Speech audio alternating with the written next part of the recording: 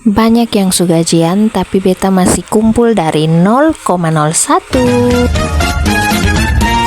Halo besti-besti, temani beta lagi dalam kegiatan keseharian ibu rumah tangga. Beberapa hari ini banyak yang mulai posting tentang gajian ya besti-besti. Sementara beta masih kumpul dari 0,01. Ya, son apa-apalah. Karena beta sadar setiap kreator tuh punya waktu masing-masing. Yang penting bukan seberapa cepat ketong sampai, tapi seberapa kuat ketong bisa bertahan di proses ini. Dari 0,01 ini beta belajar sabar, belajar konsisten, dan juga sone gampang menyerah. Karena beta yakin nanti juga ada waktunya beta akan ikut gajian dari hasil kerja keras sendiri. Pelan-pelan saja, yang penting tetap jalan. Hati sone pernah bohong dari proses yang katong jalani. Pelan-pelan saja, dari yang kecil dulu, dari yang sering diremehkan orang-orang. Karena nanti justru dari sini ketong bakal tahu dia punya rasa yang benar-benar memuaskan itu seperti apa. Yang penting bukan seberapa besar sekarang, tapi seberapa konsisten ketong mengejar sampai akhirnya itu dia punya hasil akan bikin bangga ketong sendiri. Kalau ini hari ketong masih belajar, ketong jangan minder, karena semua kreator besar juga mulai dari nol. Pelan-pelan ketong mengerti, pelan-pelan ketong berkembang, pelan-pelan ketong belajar edit, pelan-pelan ketong belajar untuk konsisten, sampai pada akhirnya itu hasil akan datang sendiri. Mari ketong terus belajar,